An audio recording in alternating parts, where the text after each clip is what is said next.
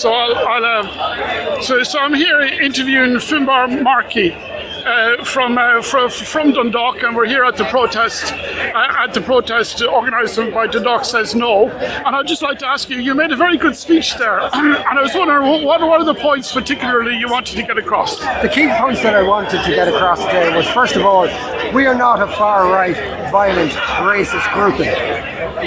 We have accepted immigration into this country, no problem, for the last 20 years. But in 2022 and 2023 alone, over 600,000 people came into Ireland, which had a population at the time of just over 4 million. We're now up to 5.2 million. We don't have any houses. Had no houses before this started to come. We have no services. We have no social workers for our kids. We have no school places. We cannot take anybody else into this country. At the same time, our politicians are jeering on and are egging on wars all around the world, egging on government dispositions and riots, civil unrest right around the world. And those people are fleeing those countries and coming here. And my belief that this is all about two things: making the rich even richer through transporting cheap labour into our country en masse, and secondly, to get rid of the nation state, whether it's France, Germany, Ireland or anywhere else. And a part of achieving that goal, so that the conglomerates can get wealthier, is to get rid of national identity. That you get as many people from different parts of the world into each country, so that they have no shared history, they have no shared sense of identity, and they're all in their own rat wheels trying to survive in their own homes. But at the same time, the wealthy get wealthier, and the people are not connected enough with their national identity to rise up and stop what's coming into the future. They're two key issues. We are not racist. We're quite the opposite of racist. My heart goes out when I see what are concentration camps being established in this country to so-called house immigrants. They're not housing them. They're putting them into concentration camps. And we have the good and the gracious of this country cheering that on.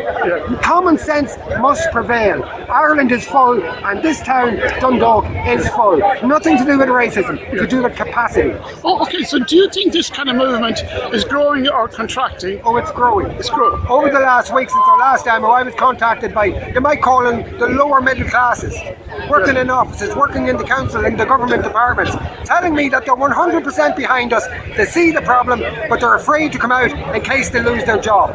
I know eventually they will come out when this movement grows big enough. It's already happening. We can see that some people who we would have expected to actually condemn us are now turning. It's a bit like the 1916 Rising. When the guys did that in 1916, they were attacked and they were spat on. Within weeks, public opinion started to change, and that's what's starting here. And do you think that's happening with respect to Coolock? Do you think Coolock is changing things? I do, because I believe that the situation has been militarised by the policing authority in this country, by the Garda Síochána. We have been demonised, and yet the people continue to come out. 2 Friday nights ago in Coolock, despite all of the media objection, calling people racists, thugs, everything else, despite all of that, 3,000 people from Coolock still come out and marched. This movement is growing. Galway, Wexford, Wicklow, Dublin, Cork, Louth. Every week we get new places setting up, wanting to resist what's going on, and it's only going to grow because the numbers of mass immigration are only growing. So many thanks.